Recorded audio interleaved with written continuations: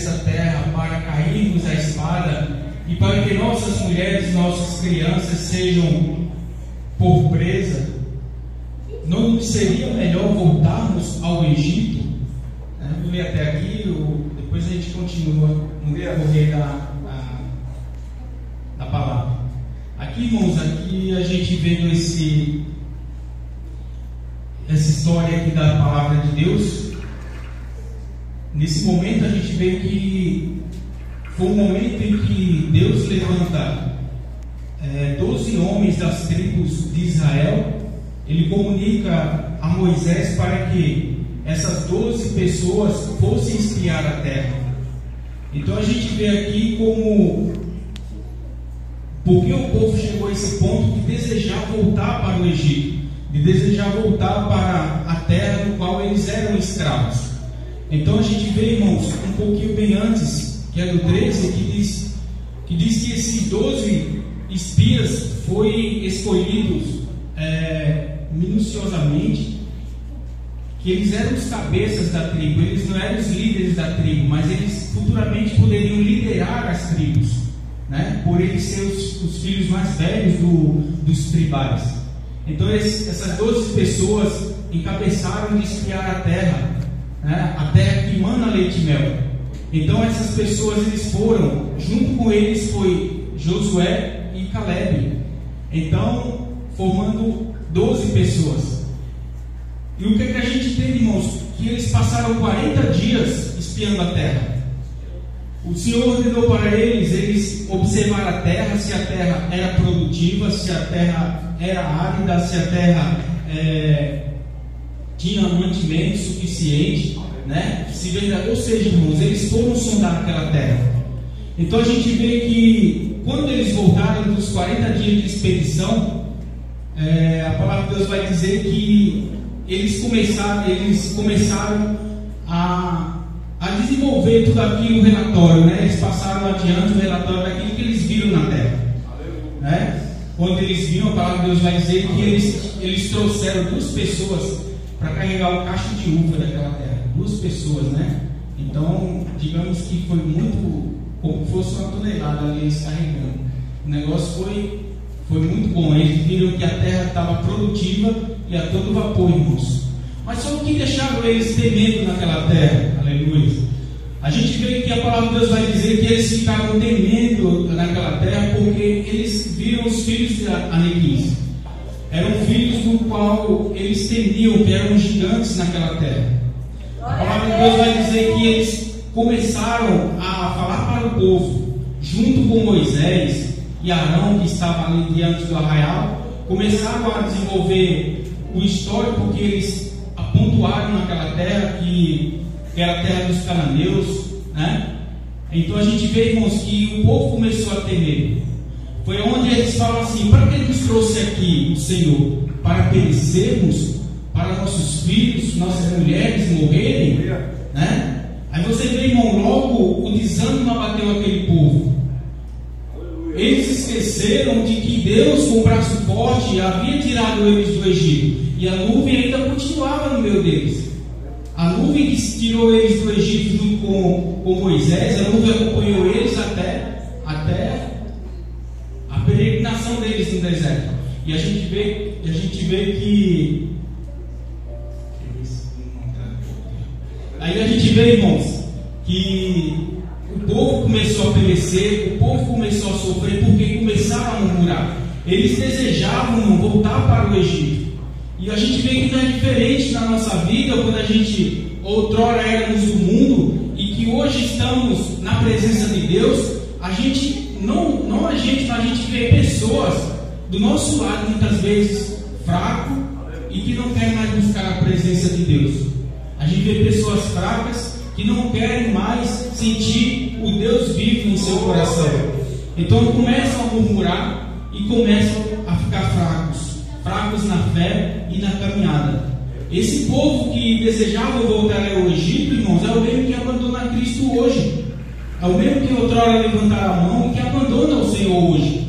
Então só aquele povo do Egito que desejava voltar. Muita gente fala: mas Deus fez tanta coisa por eles e Jesus não está fazendo por a gente, são justamente essas pessoas que o Senhor tirou do lamaçal do pecado, né? Então o Senhor tira do lamaçal do pecado, dá um banho com o seu sangue, né? Purifica as suas vestes, aí depois vai para o mundo sujar as suas vestes novamente. Então, se a gente muitas vezes não vigiarmos, a gente vai estar igual esse povo que estava no deserto desejando voltar para o Egito. E voltar para o Egito, irmãos, a gente vê que a escravidão é voltar para como que fosse a pessoa volta e vai comer o próprio vômito, né? Então você vê que como é terrível para o povo não ter Deus no coração. Muitas vezes a palavra de Deus não fica no coração como deveria ficar. A gente ocupa lugares muito mais de coisas do mundo do que da palavra de Deus muitas vezes no coração. Quer ver um exemplo, irmão? A minha sobrinha, ela é nova convertida, ela já tem mais ou menos um ano, e estávamos assistindo o jogo do Brasil. Aí quando o Brasil perdeu, foi aquele desânimo total. Aí eu falei para ela, não fica triste, porque as glórias desse mundo passam. Tudo vai passar, né? Então, é normal para o homem se envolver com as coisas desse mundo, mas não é normal, irmão, a gente ficar a ponto de tomar o nosso lugar, o nosso coração, que é o lugar de Deus, né? O nosso coração não pode ocupar nem o mundo, mas sim o Espírito Santo, né? Então a gente vê que se a gente não vigiarmos, a gente vai de encontro ao mundo novamente. Então esse povo, irmão, eles estavam desejando voltar para o Egito, porque no Egito eles tinham alimento, né? Tinham o faraó para escravizá-los, mas eles estavam querendo voltar. Não eram todos que tinham a vida rasgada naquele Egito. Era só quem trabalhava, e mesmo quem trabalhava no palácio continuava sendo escravo. Então, irmãos, voltar a ser escravo é não se desenvolver.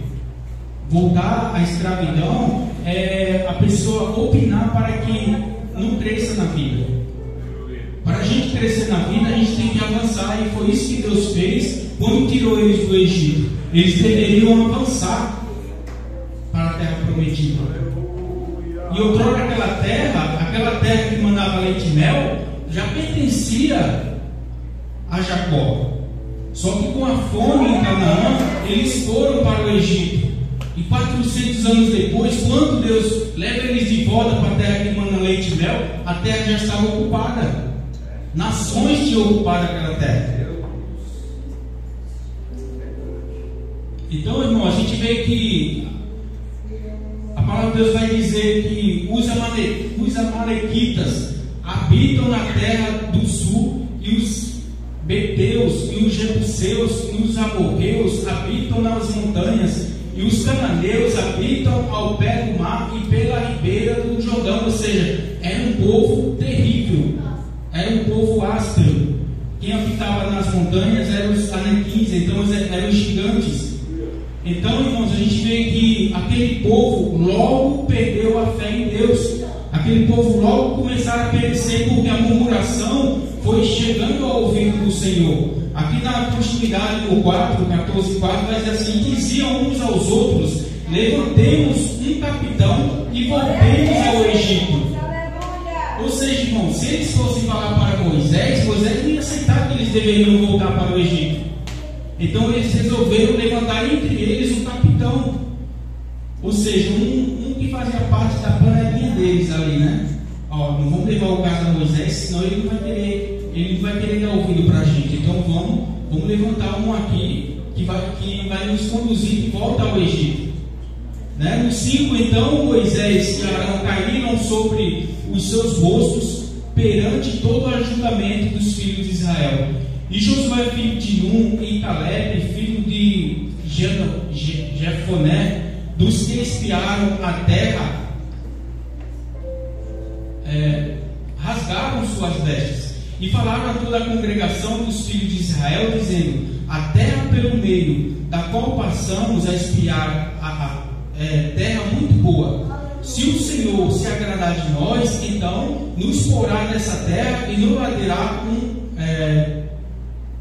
dará terra que emana leite e mel. Isso aqui foi Josué e Caleb falando para a congregação. Enquanto os 10 espias estavam indo contra a vontade do Senhor, 2 estavam indo, né, a favor da vontade do Senhor. Então era terrível, irmãos. Foi quando Moisés e Arão rasgaram suas vestes diante do Senhor e pediram por misericórdia. Porque aquele povo, irmãos, era um povo escolhido de Deus, era o povo no qual Deus escolheu e separou. Eles comeram o maná no Egito, mas depois Deus tira para que eles fossem oferecer sacrifício no deserto. E vendo toda aquela glória que Deus fez, vendo todas aquelas pragas que Deus fez, vendo a 10ª praga no qual os primogênitos pereceram, eles depois queriam voltar ao Egito, irmãos. Voltar para o Egito é lugar de morte, irmão. Aqui a gente alcança a vida eterna em Cristo. Imagina o Senhor fazer todo o investimento na nossa vida e depois dizer assim: não, agora eu quero voltar novamente. A nossa vida já não se encaixa mais lá no mundo. Amém, Senhor. É como que fosse, irmãos, a gente entende como que fosse um ímã quebrado. Você quebra o ímã e ele não vai se juntar mais. A parte que foi quebrada vai ficar sempre repelindo uma outra. Ou seja, vai ficar sempre se afastando. Só se virar o contrário é que ele vai se juntar novamente. Se alguém já fez isso quando era criança, você vai entender que o mundo é assim. Uma vez Jesus nos salvando, a gente já não vai mais se encaixar no mundo, irmãos. O mundo já não nos pertence. E é isso que o Senhor quer, que a gente avançamos para a terra prometida que emana leite e mel. De maneira nenhuma a gente pode deixar o Senhor para trás. Chegará um momento na nossa vida, irmão, que se a gente não estiver com Cristo, não tem como a gente chegar diante de Deus. Se a gente não estiver no Senhor, não tem como a gente avançar mais diante da face do Senhor. Porque a palavra de Deus vai dizer que sem Jesus na nossa vida, não tem como a gente ser salvo. Não tem como a gente chegar ao céu. Então o povo estava perecendo, o povo estava sofrendo, mas porque estava murmurando em seu coração. O coração deles não estava habitando a vontade do Senhor, mas estava habitando a vontade do mundo. Aleluia. E falaram a toda a congregação dos filhos de Israel, dizendo: a terra pelo meio da qual passamos a espiar é terra boa. Caleb e Josué falando, né, tentando animar o povo. E o Senhor se agradar de nós, se o Senhor se agrada de nós, então nos porá nesta terra e nos dará terra que emana leite e mel. Tão somente não sejais rebeldes contra o Senhor, e não temais o povo dessa terra, porquanto são eles nosso pão. Porquanto são eles nosso pão. Retirou-se deles o seu amparo, e o Senhor é conosco, não os temais. Então disse toda a congregação que os apedrejassem. Porém, a glória do Senhor apareceu na tenda da congregação a todos os filhos de Israel. Ou seja, irmão, quando o negócio estava ficando acirrado, quando estava ficando difícil ali para Moisés e Arão e Caleb e Josué, o povo se revoltou de tal forma, irmão, que eles queriam apedrejar os homens de Deus, aqueles que Deus tinha escolhido para tirar do deserto. Então Deus brada, Deus se faz presente naquele momento. E a palavra de Deus vai dizer assim: disse o Senhor a Moisés, logo de imediato: até quando me provocará este povo? E até quando me não crerão por todos os sinais que fiz no meio deles? Com pestilência o ferirei, e rejeitarei, e farei de ti povo maior e mais forte do que este. Então a gente vê aqui, irmãos, do qual o Senhor, ele chega diante de Moisés e vê o coração do povo, que fica difícil, né? Porque Deus não ia se apresentar para cada um e dizer assim: ó, eu sou contigo, né? Deus não ia se apresentar para cada um povo daquele como se apresentava para Moisés. Porque no qual o povo, a gente entende, irmãos, que o Senhor é santo. E devido à falha que o povo fez, eles estavam sendo ali dignos de mortes ali. Então o Senhor estava querendo de toda maneira ali acabar com aquele povo. É quando vem o servo do Senhor, a partir do 13, e fala assim: e disse Moisés ao Senhor: assim os egípcios o ouvirão, porquanto com a tua força fizeste subir este povo do meio deles. E o dirão aos moradores dessa terra, que ouviram que tu, ó Senhor, estás no meio deste povo, que face a face o Senhor lhes apareces, que tua nuvem está sobre eles, e que vais adiante deles numa coluna de nuvem de dia e numa coluna de fogo de noite. E se matares este povo como a um só homem, as nações, pois, que ouviram a tua fama, falarão dizendo: porquanto o Senhor não podia pôr este povo na terra que lhes tinha jurado, por isso os matou no deserto. Agora, pois, rogo-te que a força do meu Senhor se engrandeça, como tens falado, dizendo: o Senhor é longânimo e grande em beneficência, que perdoa a iniquidade e a transgressão, que o culpado não seja por inocente, e visita a iniquidade dos pais sobre os filhos, até a terceira e quarta geração. Perdoa, pois, a iniquidade deste povo, segundo a grandeza da tua benignidade. E como também perdoaste a este povo, deste a terra do Egito até aqui. Então você vê, irmãos, foi o servo do Senhor Moisés clamando a Deus, né? Que ele viu que ali tinha pessoas inocentes, e por causa daqueles que murmuravam, aquelas pessoas inocentes não deveriam perecer. Isso foi uma análise de Moisés. Mas o que pesou também foi Moisés falando: e olha esse povo, Senhor, se esse povo for destruído agora, olha a tua reputação lá nas nações vizinhas. As nações vizinhas vão dizer assim: ó, o Senhor não pôde levar esse povo à terra que prometeu, então destruiu. Ou seja, irmãos, Moisés ele estava preocupado mais com a reputação de Deus do que com aquele povo que fosse realmente destruído. Então a gente vê que ele faz uma análise ali e fala: Senhor, tem misericórdia, porque se destruir esse povo, quem Deus podia fazer isso? Deus pode fazer isso. Mas só que Moisés, preocupado com a repercussão que ia causar, né, que Deus levou o povo e o destruiu. Então a gente vê, irmãos, que Moisés ele intercedeu por aquele povo por várias vezes, e esse foi um dos motivos também pelo qual Deus não os destruiu naquele momento. Mas a gente entende que lá na frente a palavra de Deus vai dizer que por eles continuarem a murmurar, irmãos, por eles continuarem a não dar lugar para Deus no seu coração, eles, a partir dos 20 anos de idade, eles iriam todos perecer. Nenhum daqueles, irmãos, que tivesse 20 anos de idade acima não ia entrar na terra prometida. Então só aquelas crianças, aqueles adolescentes, aqueles jovens abaixo de 20 que iriam entrar na terra prometida. E isso foi o que o Senhor fez, né? O Senhor prometeu, falou: ó, se eu destruir este povo, eu irei dar uma nova geração a ti, melhor que essa. Uma geração que obedece, irmãos. Uma geração que está disposto a fazer a vontade do Senhor.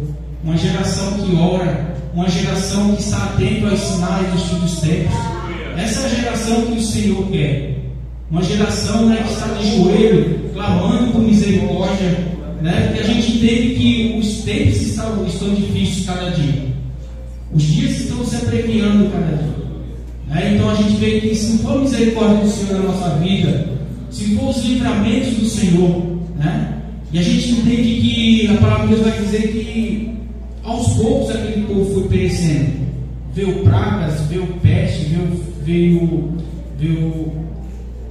cobra, né? Chegou até um momento que Moisés clama novamente, e Deus pede para que ele coloque uma cobra numa haste, simbolizando para que todos aqueles que olhassem fossem picados pela cobra, que olhassem, para aquela cobra eles fossem curados. Ou seja, mesmo debaixo da proteção de Deus, irmãos, o homem continua sendo falho. O homem continua sempre querendo colocar a mão na ratoeira, né? Tá lá, a ratoeira armada lá, mas o homem quer colocar a mãozinha lá, sabendo que pode ficar preso. E foi isso que o povo queria, irmãos. Queria voltar ao Egito. E a gente entende, irmãos, que quem faz isso é pessoas nessas, pessoas que não pensam, pessoas que não têm sabedoria. Mas Deus quer um povo sábio. Deus quer um povo de bom entendimento. Mas o povo, eles vão de mal a pior quando está ouvindo a legiões muitas vezes de que Moisés não ouve a voz de Deus, Moisés não foi levantado por Deus. Tudo isso era espalhado naquele povo. Aleluia. No 21 diz assim: porém, então, certamente como... Já estou finalizando. Porém, não tão certamente como eu vivo e como a glória do Senhor encherá toda a terra, todos os homens que viram a minha glória e os meus sinais que fiz no Egito e no deserto, e me tentaram desta vez, me tentaram essas 10 vezes, e não obedeceram a minha voz, não verão a terra de que a seus pais jurei, e até nenhum daqueles que me provocaram haverá.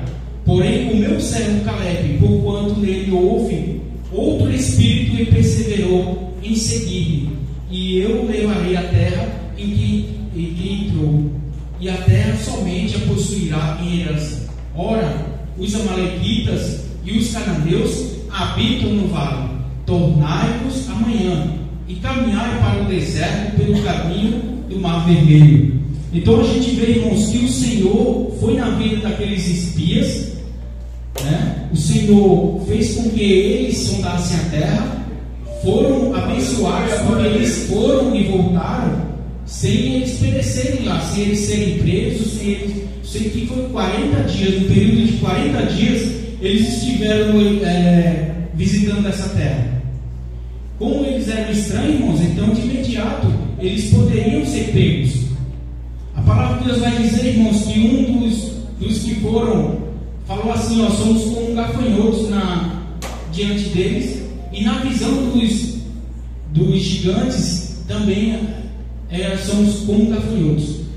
Então, irmãos, o medo foi terrível. Muitas vezes o medo deixa você alcançar a bênção. Muitas vezes o medo deixa o homem perecer, dar voltas no deserto como aquele povo. E olha que eles deram voltas e pereceram verdadeiramente, porque eles não confiaram no Deus que os tirou do Egito, irmãos. Tem gente que coxinha dos pensamentos. Jesus, quando chega a esse mundo, ele faz uma análise com os fariseus, e eles viram que eles eram bonitos por fora, vindo umas vestes por fora, mas por dentro eles eram vazios. Por dentro eles não tinham nada, irmãos, de Deus. Eles estavam mais ajudando o reino de Herodes do que ajudando o povo de Deus a chegar a ele. Então, se no momento em que a gente largar Jesus, irmãos, a gente passa a perecer. Não pense que as pessoas que largam Jesus, eles estão felizes da vida. Quem está feliz da vida somos nós, que muitas vezes com a nossa pouca força nós estamos negando o nome do Senhor. E é preciso a gente, nesses últimos tempos, cada vez mais a gente está buscando a face de Deus, que a gente vê que os livramentos do Senhor são grandes na nossa vida. Mas chegará um momento, irmãos, de que a gente um dia vai estar face a face com Deus. E o que a gente tem guardado, o que a gente tem preservado? A palavra de Deus vai dizer que a gente tem que guardar a nossa coroa, né? A gente tem que policiar nós mesmos. A palavra de Deus vai dizer, irmãos, que a gente tem que examinar nós mesmos, irmãos. Não é eu examinar o próximo, mas eu mesmo me autopoliciar, né? Então você vê quanto aquele povo pereceu no deserto. E se a gente não fizer por onde, a gente vai para o mesmo caminho que eles pereceram. E isso eu não quero, porque eu estou vendo a palavra de Deus que eles pereceram. A palavra de Deus fala que eles foram 10 vezes, eles tentaram a Deus. 10 vezes eles foram contra a vontade do Senhor. Salmo 101, 5.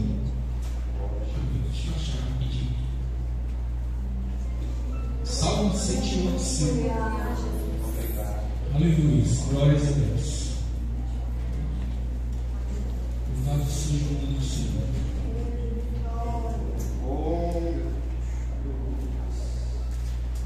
Salmo 101, 5 vai nos dizer: aquele que difama o seu próximo às escondidas, eu destruirei.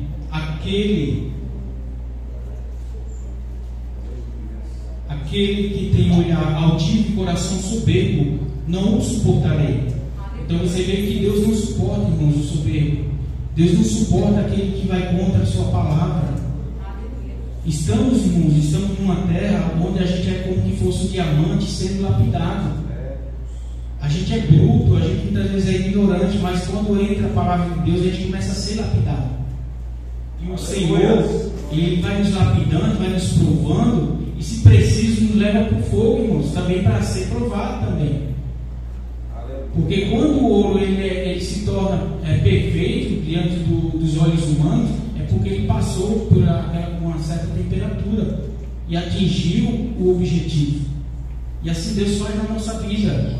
A nossa caminhada é sempre para olhar para frente. Esse dia minha irmã falou assim: a minha filha se converteu, está servindo a Deus, mas eu não vejo mudança nela. Ou seja, irmãos, a mudança que ela estava falando é que coisas passadas deveriam ficar no passado, mas ela não esqueceu o passado, né? Passado de mágoa, passado de sofrimento. Ela não esqueceu, ela vai levando consigo aquela bagagem. E a gente entende, irmãos, que a palavra de Deus, ela vem de encontro nas nossas vidas e vai modificando isso aí. Se a gente ficar preso ao passado, irmãos, a gente está como os israelitas. A gente tem que desprender daquele passado que nos contaminava, aquele passado que trazia violência, guerra, atrito dentro de casa, que usava-se a justiça, né? Aí a delegacia da mulher, qualquer coisa, vamos falar assim: ó, a delegacia da mulher a mulher fala, a delegacia da mulher está aí, né? Olha a Lei Maria da Penha, qualquer coisa. Mas e Jesus na vida do crente? Será que Jesus não está lembrando disso, irmãos? Né? Porque coisa terrível é o crente envolvido em justiça humana, irmãos.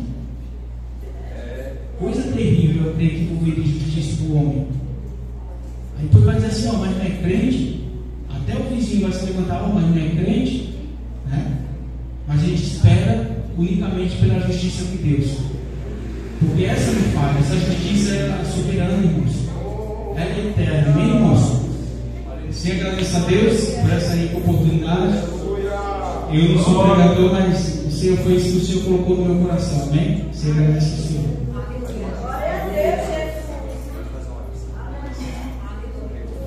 Vamos orar? Senhor Deus amado, graças te dou, Senhor. Obrigado, Deus, por tua palavra. Obrigado por cada um, Senhor. Creio que cada um, Senhor, sairá, Senhor Deus, cheio, Senhor, do teu Espírito. Continua nos guardando, nos protegendo, nos ensinando, ó Deus, a vigiarmos a cada dia, para um dia estarmos face a face contigo, ó Deus. Senhor Deus, assim te agradeço, em nome do Senhor Jesus. Amém.